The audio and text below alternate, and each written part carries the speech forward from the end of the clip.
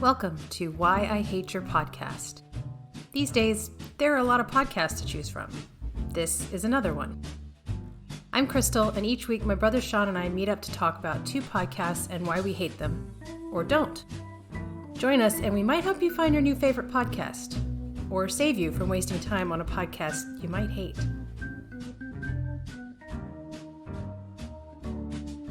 So today we're going to be talking about the Dark Horse podcast. And this is hosted by Eric Weinstein and his wife, Bret.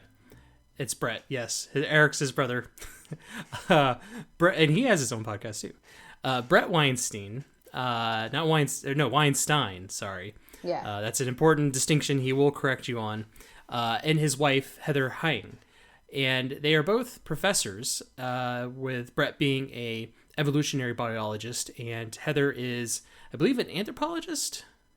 Maybe. I know she's a biologist as well, but I don't think it's the same field. Yeah. No, it's similar, but not the same field as Bret's. They both used to teach at Evergreen College in Washington State, but there was quite an infamous situation there where they ended up getting kicked out of the college, being fired for their certain political stances, and they're both definitely progressives. They are loud and proud progressives, but they didn't like some of the policies of the college, so they were fired, and they did settle out of court for a significant amount of money.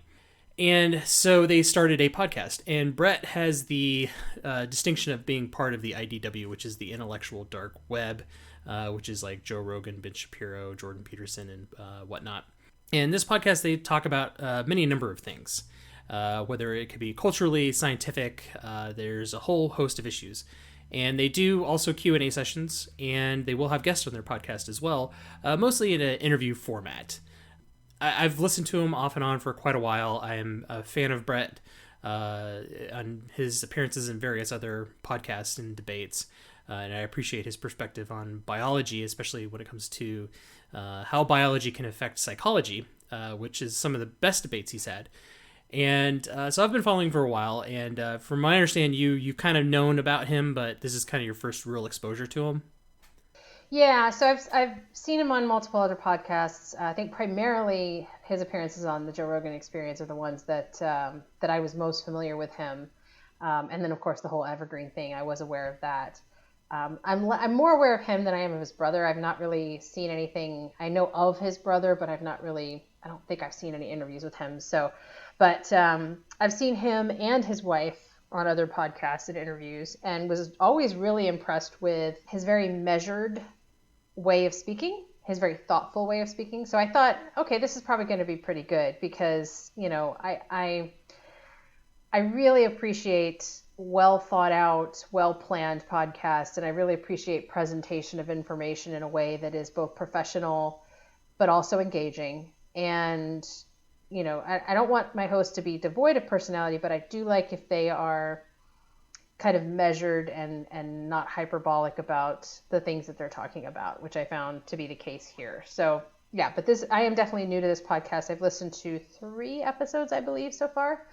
And I didn't go too far back in their library just because they do talk about current events and topical things. And so I thought it would be better to listen to more recent episodes just to, because in the context of what's going on currently, it might be weird to listen to an episode from like 2017 where they're talking about current events. Yeah, and I think measured is a really good descriptor because they are very calm. Yes. They have no hyperbole. Actually, and I think Bret is very strong about not having any hyperbole, or he makes a very conscious effort of not being hyperbolic. Mm-hmm. And they are college professors, and you definitely get that feeling. It's I don't know if you remember Saturday Night Live, where they had the radio host who talked very softly into the microphones, and they were just very even voice. It was the famous Sweaty Balls skit. Yes, I don't know if you remember that. That. So it kind of reminds me of them. Just very calm, quiet, and very polite. Yes. Right. And I could really appreciate that as opposed to, somebody like Ben Shapiro, who's kind of like the complete opposite of these people in almost every regard. And so, and again, they are they are very progressive individuals, but they are not ideologues. I don't feel that. So it's really great to get their unique perspective on things. And I've actually gained insight on a lot of things simply from seeing their perspective. Right. And so I've enjoyed the podcast.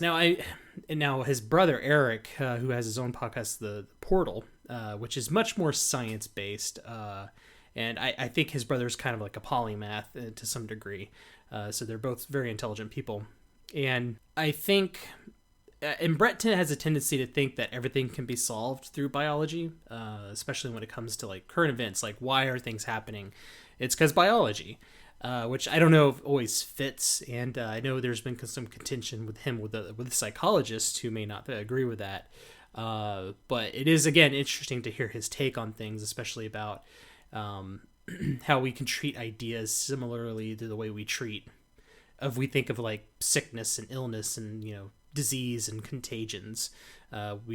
People's ideas can be treated in such as the same way that we treat, we feel about COVID, for example, how everyone's just like sterilize everything, wear masks. So it's interesting to get that perspective, but I do think that they are a great podcast to kind of have us in the background because they're just kind of relaxing in a sort of way. Yes, that was actually the thing I like. My very first note was that this is a very soothing thing to listen to. Even if they're talking about something, I listened to one of the episodes because they're located in Portland, Oregon. So they're very aware of the stuff that's going on in Portland currently. I think this was from over the summer, the episode that I was listening to. And they were talking about, a lot of people leaving Portland and the riots and everything. But it was just so, the soothingness of their delivery method was almost like antithetical to what they were talking about, because they're talking about riots and businesses going, like all these terrible things that are happening, and they're just, and how frustrated they are with the mayor. But it's so soothing and calm the way they talk, and you can tell they're professors. They deliver, and it's not a condescending way. I will say that sometimes people who are professors or educators can come off a little condescending when they're presenting a topic, but they don't do that. But they do deliver it in a way as if they were presenting it to a room full of college students or a room full of, master's candidates or whatever. So they're very careful to cite their references. They will pull up, specific studies. They will call out if the study is still in progress, or, they're very careful about any claims that they make from a scientific perspective, backing it up. It's just a very pleasant listening experience, even if the topic itself is not necessarily pleasant. And, you did mention they're progressive, and they very much are, but they're not very in your face about it, which I appreciate no matter what political spectrum where somebody is on the political spectrum. The way they present their position on that spectrum is important to me. And if you're screaming and yelling about it or being really degrading about the other side, I'm less likely to enjoy the experience than something like this, where they lay out their case for their position, they explain it, they explain why they have concerns or they disagree with the alternative position, and it's all very civilized, and the discourse is very civilized, and it's really refreshing. Yeah, and I think that's an important thing too, is that since they're both college professors, because they both can talk at a very high level, right? And I've heard them talk at the very high level, and I'm like, I have no idea what they just talked about. Yes. But Bret and his wife Heather, they're very good at kind of, like you said, distilling it down to like they're talking to college students. Whereas their brother Eric, who I don't think he may have done a stint of teaching at Harvard in mathematics, but he just talks at that high level. He doesn't really have there's no translation filter for him. So Bret has to be there to kind of translate things. Which, and another good thing as well is there was a debate between Jordan Peterson and Sam Harris about the importance of religion in Western society. And Bret was the moderator, and he did a fantastic job because both Sam Harris and Jordan Peterson were talking very high level. And Jordan Peterson, of course, is a clinical psychologist, whereas Sam Harris, I think he's a neurologist. They were talking at very high levels, and then he was really good at just kind of bringing them down in the moderation to, to get it in a way that's easier for the audience at large to see. And what was crazy is that you have this debate that's a stadium. Well, it's not a stadium, but it's an entire theater full of people wanting to listen about two guys debate about religion. So he's very good about that. And I think that's why I really appreciate when he has his guests on who may speak at those high levels. And he does a really good job of kind of bringing them down. Right. And he's actually a good interviewer, I feel like, because I've listened to his interviews with Douglas Murray and even, like I said, his brother and some others. And I feel like he's fairly apt at doing interviews. And I think he's definitely gotten more into the groove of the podcast, because I remember listening to his podcast when he very first started it, and it was a little rough around the edges at the beginning. But I think he's definitely kind of I believe he started it without his wife. So I think once she kind of came into the picture, I think they kind of got their groove in there, and I feel like the podcast is a much better place now. It just kind of feels more natural than it did originally when they first started. I don't know, it was probably about a year ago or so. But I have tremendous amount of respect for these people, even though there's things I disagree about with them and there's things I agree about with them, but I have a lot of respect for them. And like I said, it's so soothing to listen to. Well, and it's so funny because I think you get this little glimpse into their marriage, because when they do disagree on something, like when they disagree on a point, they don't interrupt each other. Like once or twice, I think Heather may have, like in one of the discussions, she may have said, well, let me stop you there, because I think that, you made this point, and I feel like it's important to call out that that's not always true. And she went on to think, he's like, oh, you're absolutely right. That's a fair point to make. I just imagine like the two of them at home, disagreeing about where they're going for dinner, just having this wonderfully civilized debate about it. And, oh, you do make a good point that we haven't had Mexican food in several months now. And, I could just imagine the two of them having that discussion, because they're so, again, they're very polite. And it doesn't sound clinical. I mean, the way we're describing it makes it sound like they're aliens or something, and they're not. They're just normal people, but they talk like normal people do. They don't get into all the, histrionics about, even though when they're talking about things that they're frustrated with, like some of the situations that are happening in their home city, they were talking about, in one of the episodes I was listening to, the fact that there's all these people that are leaving the city, the people who have the means to do so are fleeing, they're packing up and they're moving away.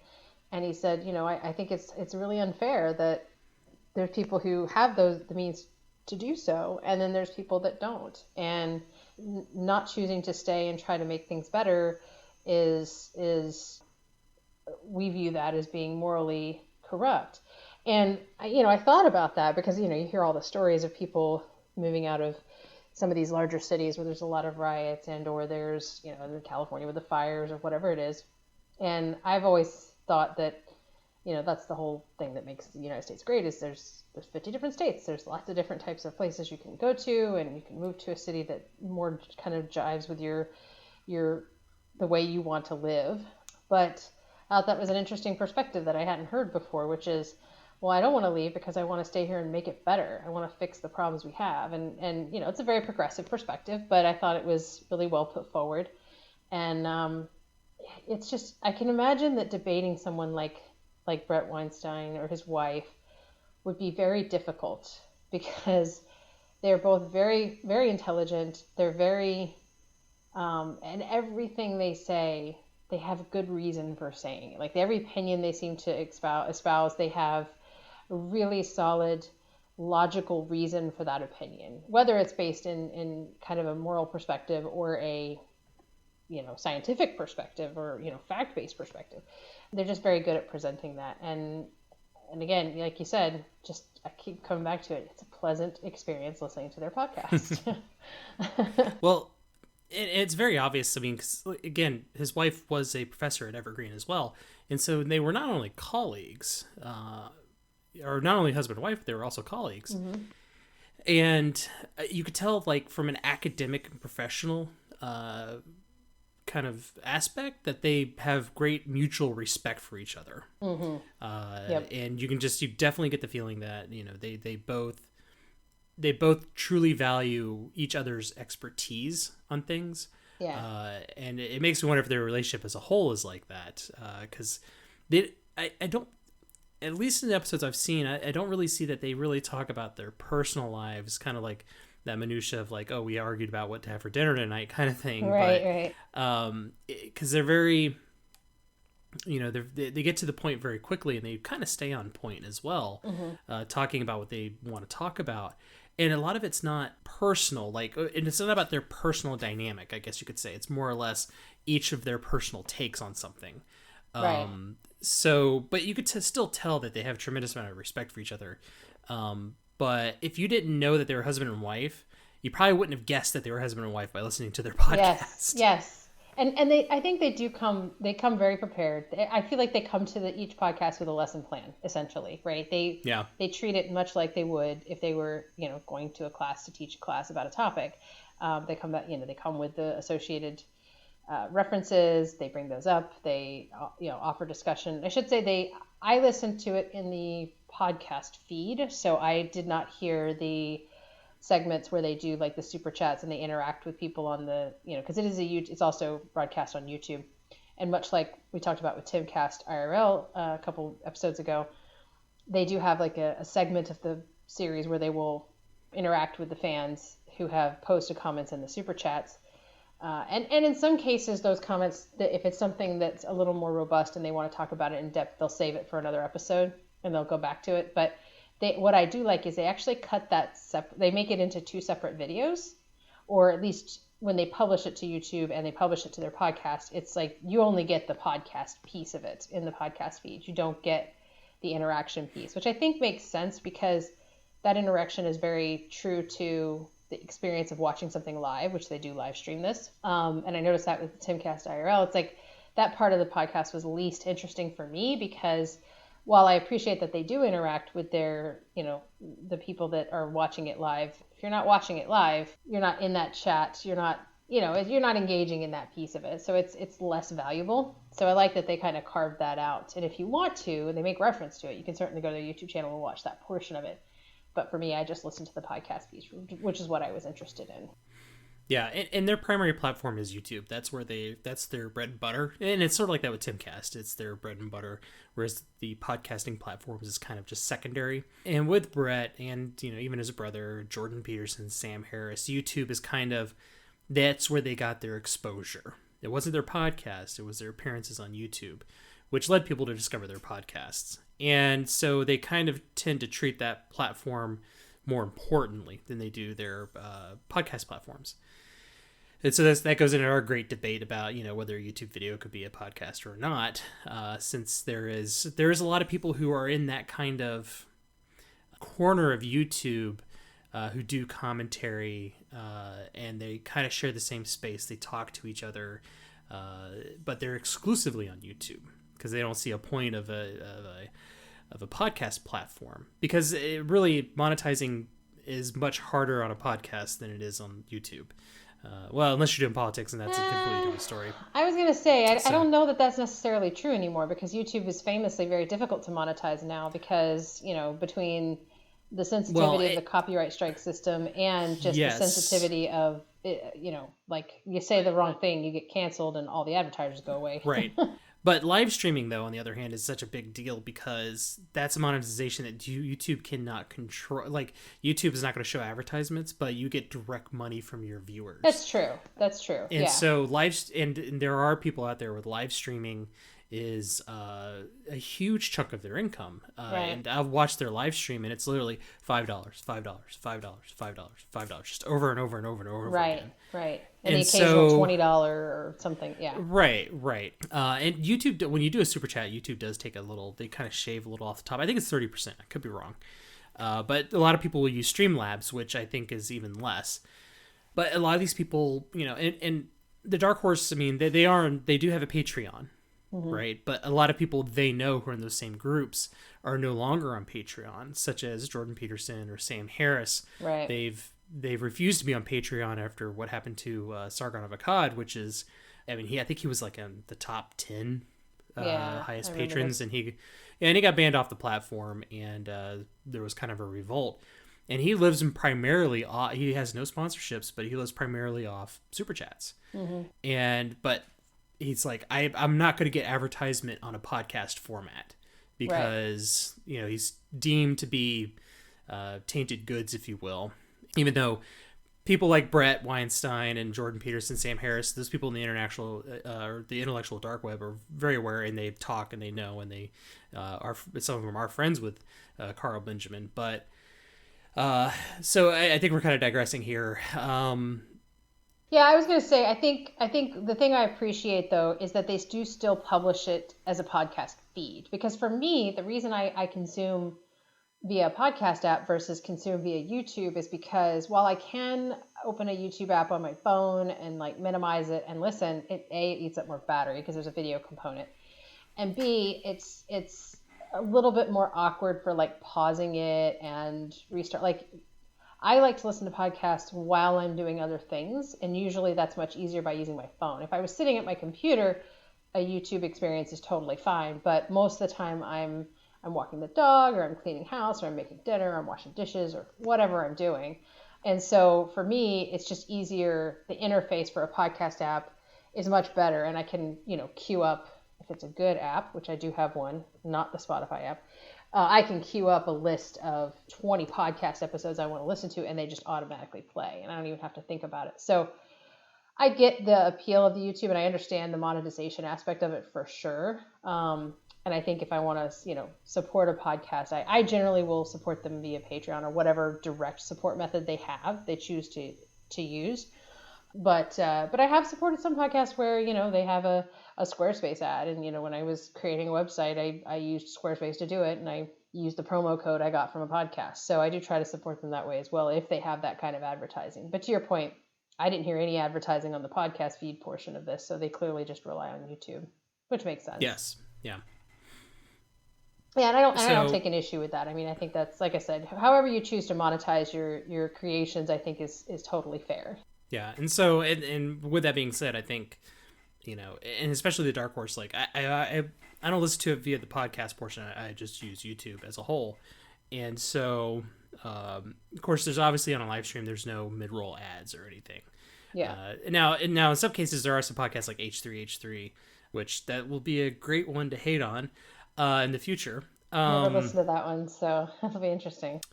They have some good ones, but that's another episode. But they'll do like live ads while they're right. Yes, I have heard podcasts that do that as well. Yeah, for sure. Right. And live streams. Right. And so, in which like H3 is similar to Dark Horse, is that it is a live stream, and so they'll do the ad live, and they'll just say, "Hey, we really like Tommy John underwear," and and that's it. But there's none of that with Dark Horse. It's completely fan funded. Yes. Through the super chats and through the Patreon. Yeah, which is super nice, because I would find it interesting. So those types of ads that you're talking about, and I do appreciate when podcast hosts will do their own ad reads, but a lot of times you're like, okay, are you really that excited about a toothbrush? Like, really? But I appreciate it for what it is, and I appreciate them making the effort to say, yeah, I actually did try it. It's pretty great, and all that good stuff. But sometimes it comes off a little disingenuous, and so I would have a real hard time imagining Bret Weinstein doing an ad read. It'd just be like, hey, you know what? You need a new wallet? Here's a Ridge wallet. Yeah, it's hard for me to imagine Bret Weinstein, for him doing that. Just $5 Shave Club and all the usual suspects. Yeah, HelloFresh or whatever. Yeah, I couldn't imagine it. So I think that probably plays well for them that they're not doing those types of ads. I'm sure they've been approached. I mean, they're probably popular enough that even some of the more controversial characters on YouTube, there's certainly shows that I've watched on YouTube or channels that I've watched on YouTube where they're it's a gun channel or whatever. They struggle to get any kind of monetization from YouTube, but they can get ad reads from and sponsors, independent sponsors. Right. So I'm sure they've had the opportunity, but I just couldn't imagine them reading an ad read. Yeah. Yeah. It's your boy, Raid Shadow Legends. Which, anybody who's watched the YouTube channel will see Raid Shadow Legends. Yes. But, some of my favorite YouTubers, who cannot get monetized because cover some edgy topics, that's how they support their careers, those ad reads. So I get it. And so if Bret ever happened to whip out a $5 or a Dollar Shave Club thing, then I'd be like, oh well, good for him. I'm sure he got a nice little check for that.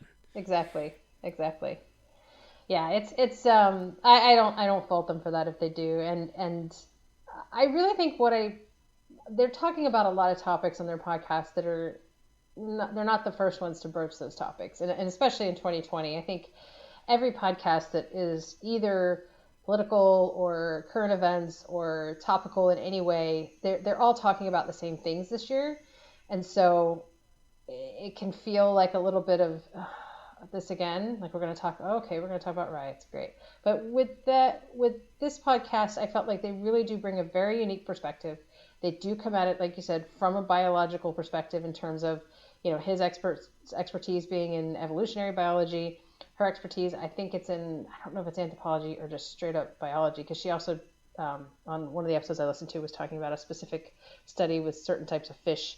So, whatever type of biology she's coming at it from, everything they tackle it from that perspective, and they relate it back to it. So it's not the same old conversation that you've heard on, the Joe Rogan Experience or Sam Harris or whoever. Right.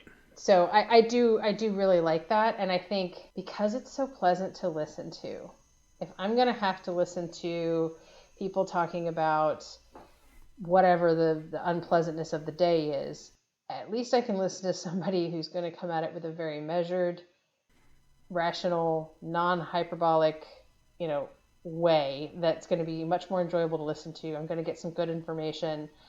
And they're going to be very clear about where their perspective is coming from. There's no subterfuge there. It's just nice.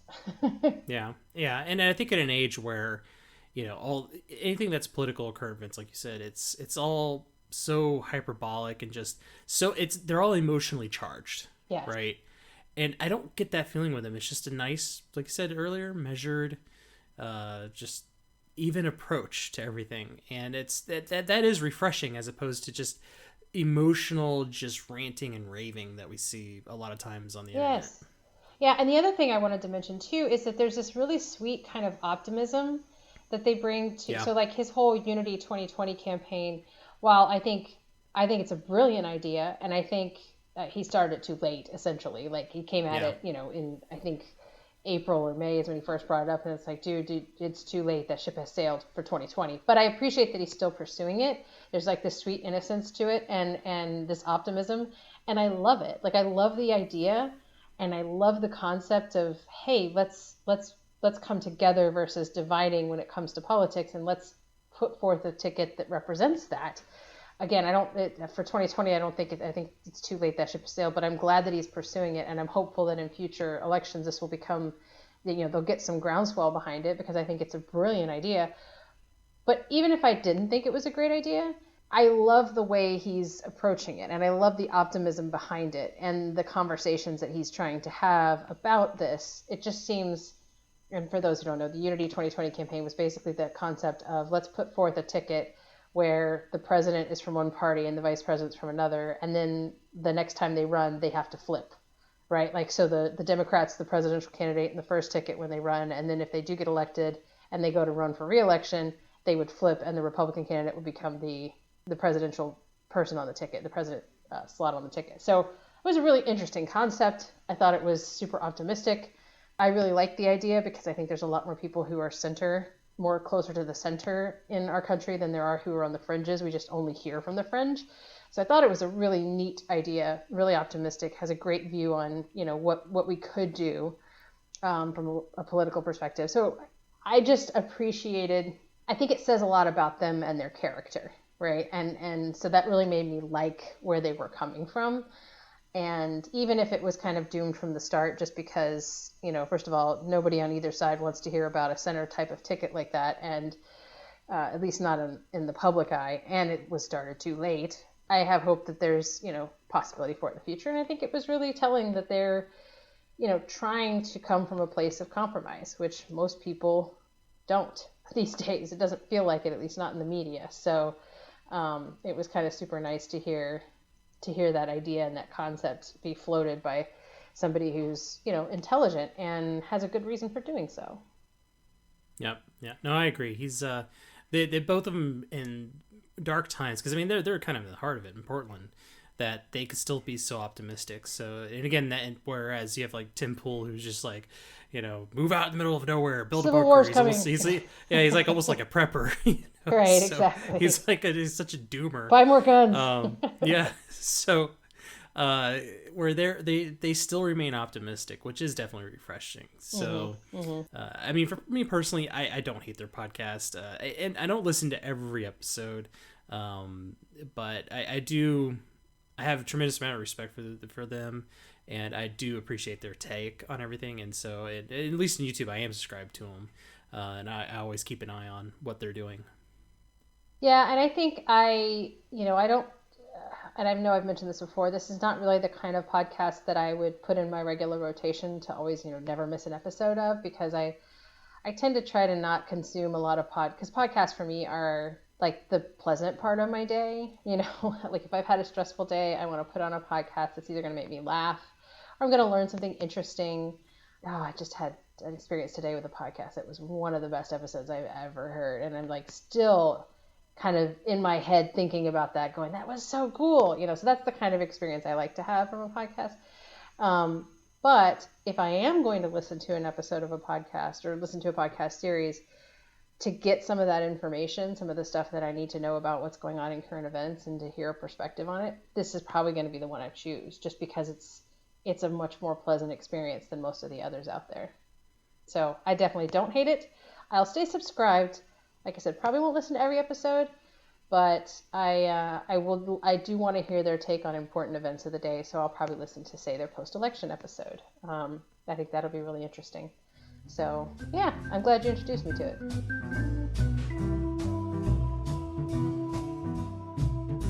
Okay, let's talk about Last Podcast on the Left.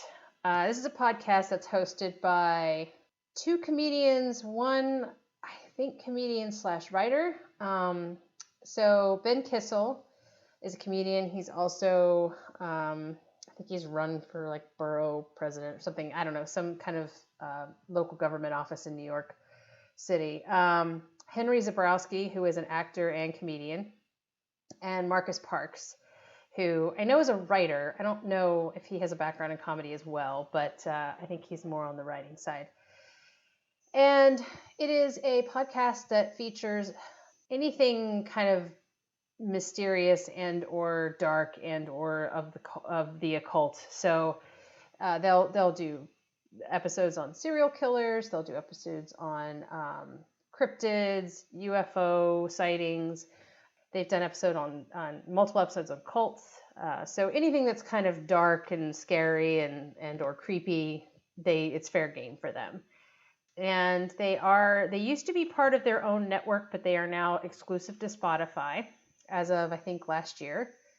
And the main conceit of the show is Marcus and Henry will research the topic of the episodes, and then Ben Kissel will sort of sit in as the viewer who's learning about this for the first time, right? So he doesn't do any research prior to. He's just there to react, ask questions, crack some jokes. And Henry is also, because he's a comedian, he also cracks quite a few jokes. He definitely takes the more, what's the word I'm looking for? Comedic take on the research. He also does a lot of the quote unquote performances. So when they're reading a quote from a book, or, the serial killer said this, or here's this poem that the serial killer wrote, he'll be the one to read it because he does a lot of different voices and things like that. So it is a interesting podcast. It very much has a very dedicated following. And it's not your normal kind of true crime / creepy stuff podcast. It is definitely unique. So I've listened to it for a while. You were new to it. And I think you said you listened to the Jodi Arias series. Is that correct? Yes. Yep, that's correct. Okay, so tell me what you thought. Well, I mean, I hadn't heard about them because, like I said, they've been around for a long time. And I didn't realize they'd gone on Spotify, and I was like, I can't find them anywhere. Yeah. And And so, because apparently I'm a psycho, I, use the Spotify web app to listen to podcasts. I listen to web apps in general to listen to podcasts, which apparently means I'm a psycho. So, and Spotify is terrible to navigate, especially the web player. I refuse to download the actual application. And don't worry, the application's just as bad, if not worse. Okay. So it was actually really hard to find like specific episodes because it like loads like maybe 20 episodes, and you could search, just what's in those 20 episodes, but then you have to scroll all the way down, wait for the next 20 to load, then you could search and stuff. So it was really difficult. You'd have to just keep scrolling and scrolling and scrolling and scrolling. So it's terrible. But I will say though, it's still better than iTunes web player. Just surprisingly enough, and maybe just because I don't use Macs and I don't have Safari and I don't have the iTunes application installed, just use the web player on Chrome. Yeah, it's garbage. But anyways, I am digressing. So I known about this podcast, and I do love those type of UFO cryptids, serial killer kind of true crime stuff, occult things. Some of the best episodes of JRE is stuff that have that kind of stuff on there. Yeah. But I'm realizing you don't listen to this podcast for that content specifically. You're listening to the content for their reaction to the content. Mm-hmm. And I felt like they were trying too hard to be funny, and they were just kind of trying to be wild and zany in a morning zoo style like radio program where, you have this one guy who's kind of serious saying, well, here's a story about Jodi Arias who kind of seduced this Mormon guy, and then you have the other guy quipping like, oh, Mormon guy being seduced, oh, blah, blah, and they go like crazy, and it's like, I'm amazed there's not like a soundboard with would have a donkey braying in the background or something. So, and I don't know, have you ever seen Parks and Recreation? Yes, I have. So, the morning zoo parody they have in that show, or the local town, or the local town radio station, they have the morning zoo program. Yes. It reminded me of that. It was like so over the top, ridiculous. And it was very hard for me to stomach because I was just like, I didn't think any of the jokes landed well. It felt very cringe. And they were just too hard to be wild and zany. And I just wasn't looking for that, and I really struggled with that. Yeah, so my experience with this podcast has been that Ben is probably the least funny. He is funny maybe 10% of the time that he tries to be funny. Where he's usually funny is if he does hit on something, his ability to pull it out, his timing is sometimes really good. But like I said, 90% of his stuff I don't find that amusing. Henry, I'm probably like 65% of it of the time he's funny, like when he tries to be. To your point, Marcus doesn't. Like he'll laugh at some of their jokes. Like he's very much in tune with theirs. And all three of these guys have been friends for years, right? So they have really their chemistry is pretty strong. But Marcus is the one who does not all the research. Henry does a lot of it too, but he's the one who's leading the story, right? He's reading the script. He's the one who writes the actual story and takes you through whatever it is the episode's about. So in that case, it was the Jodi Arias trial, well, murder and trial. So it's very, and I will be honest, I'm not one for a lot of the type of humor that they engage in. There's a lot, especially it had to have been really bad for the Jodi Arias episode, because I remember that one, and I'm sure it was way worse than usual, but I'm not one for toilet humor / sex humor, like American Pie level of maturity jokes that they just don't make me laugh.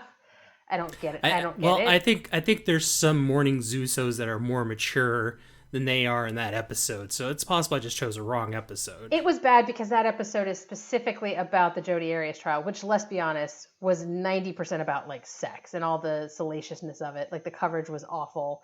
Like that was the whole thing about that trial. So I think they were a little worse than usual in that respect, but it is fair to say that type of humor makes its way into a lot of their episodes. An alternative one that I think is worth listening to is the Casey Anthony series, because and that's one of the things they're really proud of. They've said this multiple times. They don't want to glorify the murderers, the serial killers, the bad people that they're talking about, the cult leaders. Their job, they feel like, is to tell the story, but to spend a lot of time making fun of those people.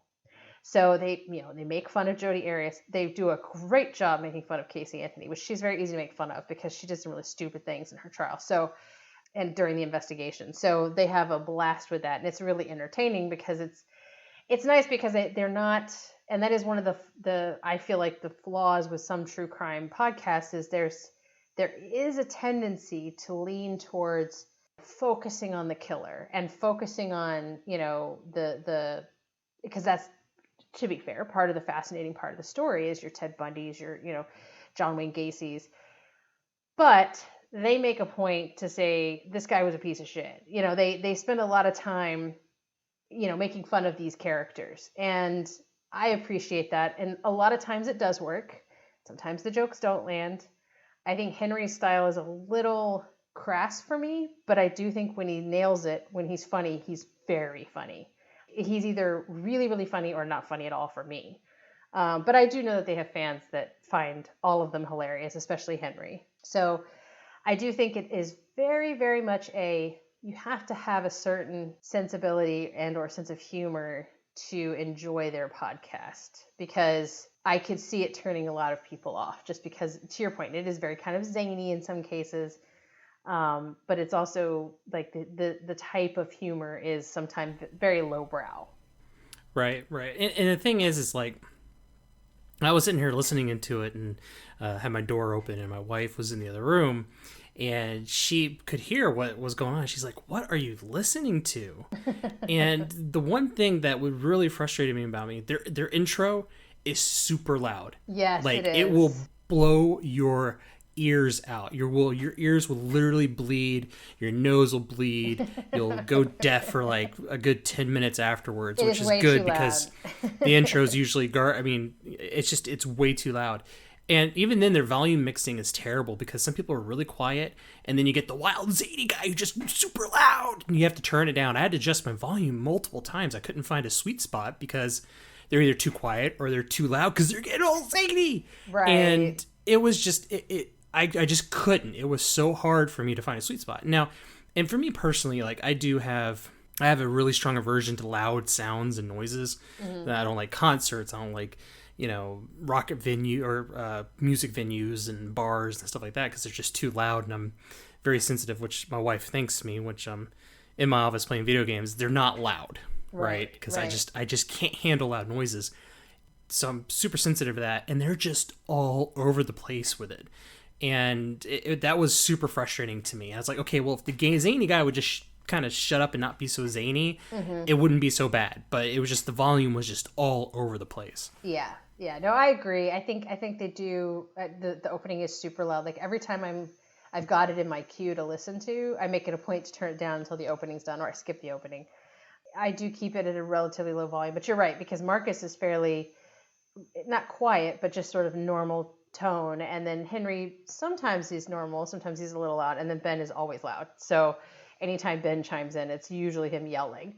So they could use some work there, I think, which is interesting because they've been around forever. I mean, the podcast is, I mean, they've been doing live shows for the last I don't know how many years.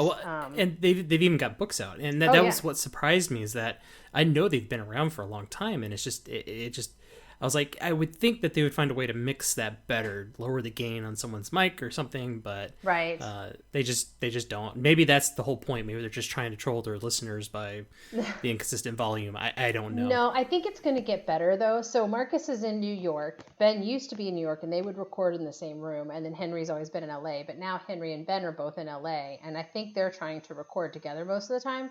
So if they do that, I think that might help because those two are the louder ones. So hopefully whoever's mixing the final episode can better adjust. But when you had Marcus and Ben in the same room, if they're, if they're recording off the same feed, which I don't know if they are, I could see how that would be a problem because Marcus is quieter and Ben is really loud. So I could see that being, and fun fact, so Marcus is pretty tall. I think he's like 6'2" or 6 foot. He's tall. Henry's like 5'10" or whatever. He's kind of average height to shorter than average. And then Ben Kissel's like 6'9" or something ridiculous. So if you ever see pictures of them, it's kind of hilarious because they look like this weird motley crew. But they have a huge, really kind of devoted following. And I think their following, I believe that they really more started out with the UFOs and cryptids. And then they kind of got into true crime via the vehicle of, I think, cults. I don't know if that's exactly how the path worked to get them to where they are now, because I've only been listening to them for like maybe 2 years.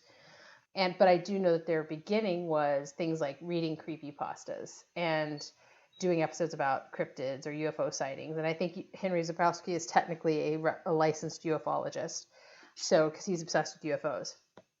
So they legitimately are into this stuff, all of it.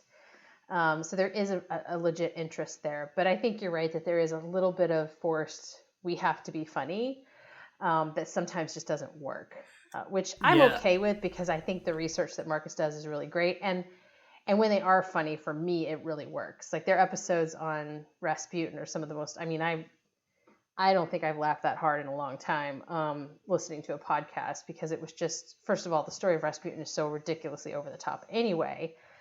There was just a lot for them to work with, but it was very funny. But yeah, some episodes they work and some they don't. Another one I would recommend for anybody who's kind of dipping in, if you're into, true crime episodes about cults, their series on Jonestown was really good. The first episode, they basically spend the entire time making fun of, what's his name? I'm drawing a blank. But anyway, the cult leader at Jonestown. They spend the whole first episode. Jim Jones. Jim Jones, thank you. Making fun of him. And it's because I didn't realize kind of what a wacky story his story was up until, you only ever hear about the cult and how he recruited people in. But him getting to that point is kind of hilarious. Like at one point, I think he was selling monkeys. And that was like, he was door to door selling monkeys, which was very strange. So it actually ended up being quite funny. Of course, the subsequent episodes were not funny at all. But they do dive into some of that stuff, some of the darker stuff.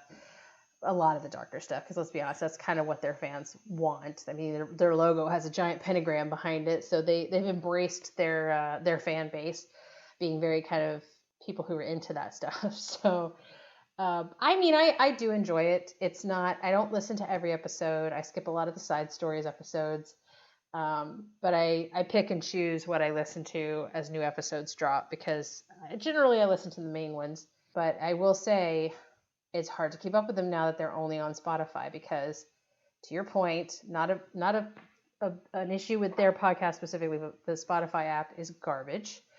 Their web player, I'm sure, is just as garbage. It's awful trying to build a queue. It's just not intuitive. I hate that podcasts go exclusive to Spotify, because I hate the way that app works. So yeah, it actually has impacted my listening of this, because it's just such a chore to get to episodes on Spotify and to listen to them in the order that you want to listen to them, and manage your subscription feed is much, much harder on Spotify than it is with other apps. Yeah, and I think one of the expectations of this is that, one, you have to like their sort of humor. And I think why that's important is it's almost like watching an episode of Mystery Science Theater 3000, where you're not watching MST3K for the movie that they're mocking, right? You're watching it for them mocking it. And I'm assuming this podcast, it's a similar vein. You're not really there for the subject of their podcast. You're there for them, discussing it and cracking jokes about it. Mm-hmm. So, and because if you're there for the actual, about the actual topic of discussion, you're not going to get, I don't think you're going to get a lot out of it, because it would be hard to call this an actual true crime podcast, right? Simply because it's not like documentary style. You have to really appreciate, their comedy. You have to appreciate their perspective and how they kind of mock the stuff. And that's where the entertainment value is going to be for this podcast. It's not going to be about the subject.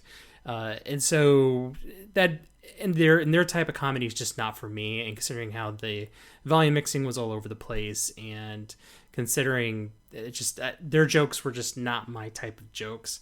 And I do kind of like the documentary style stuff, because, I mean, you can listen to JRE or Adam Curry or these other people who will have guests on there or talk about UFOs and stuff, and they kind of do it more in a serious tone. And Graham Hancock, I mean, there's various others where it's like just fascinating to listen to. And so I'm definitely a person who's more interested in the subject than listening to people kind of comment or do commentary on the subject, and especially as far as like mocking it or making jokes. So, and again, my humor level is more of a subtle, dry humor kind of guy, which is why I love, like comedians like Norm Macdonald. But I did see that they had an episode where Dan Aykroyd was a guest. And Yes. that's like the perfect platform for him to have comedians who are into Yes. UFOs and cryptids and all this stuff. With Dan Aykroyd, who has like an encyclopedic knowledge of this kind of stuff. And I would like to see them in the presence of a comedian who is much better than them at this point. So I may listen to that one though. It was really great, and they obviously adore Dan Aykroyd, and so it was a really good episode. I will say that interview with them was great because they just adore him, so it was a very positive interview experience for them. They were just excited to be able to talk to him, and it's funny because, like I said, Henry Zabrowski being an actual ufologist, he has a membership in MUFON or whatever. He's technically an investigator for MUFON. So he actually has a pretty wide knowledge. So he was able to discourse with Dan Aykroyd, pretty in depth. So it was actually not a bad episode. But I will say the one thing I'll push back on just a little bit is, yes, there is the comedy aspect. And that is a big part of their shtick, right? And the conceit for their podcast. But Marcus Parks does a ton of research, and they have multiple research assistants. When he goes through a subject, he leaves no stone unturned. That's why some of these episodes are very, very long. In fact, their series on the JFK assassination, because they also get into conspiracy stuff too. There was theories I had never heard of. Very fascinating. I think where they landed is a theory I had never heard of that sounds like probably the most realistic theory. And I have to highly recommend it. I've never heard this theory before, and it's really well researched. He is not proposing it. He's just reporting about, this is the one that he thinks is most likely based on the research he's done. So I don't want to fault the amount of research that he does and the fact that he writes all of these episodes. Like, if you actually just listen to his telling of the story, if it didn't have all the kind of interjected comedic elements, it's really well researched and it's really thoroughly done. But to your point, I think that may get lost and kind of overshadowed by the hijinks of the comedic elements of the podcast, which I appreciate probably 60% of the time, more in Henry's case than Ben. I don't think Ben's naturally that funny personally. He occasionally gets a winner, but not that often. And so, yeah, I think it's an acquired taste. I think if you've been listening to it for a long time, you certainly will appreciate the way the characters have, because these guys they've worked together for so long. You get to know their personalities, and I can understand people being big fans of the show, and they seem like really nice guys in real life. Like I've checked out their social media before, and they when they interact with fans, it's very, very, very positive. They're very grateful for their fans, and so there's a lot of nice things to say about them. But if it's not your style of comedy, you're probably not going to enjoy it, and there's probably better vehicles to get the information about the topic at hand. I just do think that I don't want to discredit the fact that they do go very, very, very deep on these topics, which is why most of the episodes are multiple episodes for a specific topic. I think it's very rare that they have an episode where it's just one episode for the topic. Right. And that's actually a really good point, because people who do all the research and everything, those podcasts are usually the ones that are really good, where the research is really drilled down. And to me, it's a waste, because if the JFK assassination, that would be said, that sounds like an amazing series to listen to, but I just won't be able to get through the comedy. And it must not be a waste for them technically, because it is a successful podcast. It's sure, it's not like JRE levels, but they've been around a long time, and I've heard of it before, even without actually listening to it. So obviously they found success doing what they're doing, and great on them. I definitely don't knock it. It's just it's not my sort of thing. But it's unfortunate though, because if the research is as good as you're saying it is, then I won't ever get to listen to it, because I'm just not going to go back and try to listen to that. Right, and that's fair. I think, like I said, there's other vehicles for you to get that information. Although, do remind me to tell you about the JFK conspiracy piece, because there was that theory that was put forward. it's a more recent one. It's one I had not heard, and it's actually super fascinating. So I'll have to share that with you. And I don't want to spoil it for anybody who goes to listen to the podcast, but yeah, it was really interesting. But I get it. I can definitely say that I won't say the comedy is like why I listen. It's definitely not. I don't mind the comedy, and occasionally it works for me. It does not always work though. Like I said, it's some of it's very lowbrow, some of it's very immature, which is not kind of my thing. But I know a lot of people enjoy that. So I think that's a reason they have a really big following. And I think when it works for me, and it works enough that I can listen to it, still enjoy it, and get the information that I'm there for while still getting a little bit of humor out of it. So I guess your rating's probably pretty easy to figure out then, right? Yeah, I don't hate it. I really don't. There's been a few episodes that I could definitely, like, I won't listen to again, and I have no interest in listening to again, but for the most part, I'm still subscribed. I'll still, check out episodes as they drop. And so I definitely don't hate it. And it's probably not going to be surprising for me, but I definitely hate it. I actually hate it more than Wind Down with Jenna Kramer. And the reason why the reason why is because Wind Down, if it's on, I can tone that out, right? This, because of the volume mixing and just the wild and crazy Satan, it's just so loud. You can't, there's no way to tone it down. And somebody who has his volume set pretty low in my office, people on the other end of the house can still hear it, just because it's just how various the volume is. It's just all over the place. So you just can't tone it out. So I would hate it. I would rather listen to the Wind Down, to be honest. Oh my God. Well, that says a lot. So I will. It's not gonna be that long before we hit a podcast that I would hate listening to more than the Wind Down, if I'm honest. Found one this week. So. But all right, well, I think that's fair. That's a fair assessment. We'll just have to agree to disagree on that one. Like Star Wars. Bye.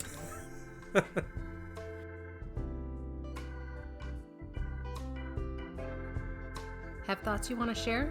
Send us an email at whyihateyourpodcast@gmail.com or visit our website at whyihateyourpodcast.com. You can also find us at Hate Your Podcast on Twitter and Instagram. Our intro, transition, and outro music is by Kevin MacLeod and licensed under Creative Commons. Please see the show notes for details.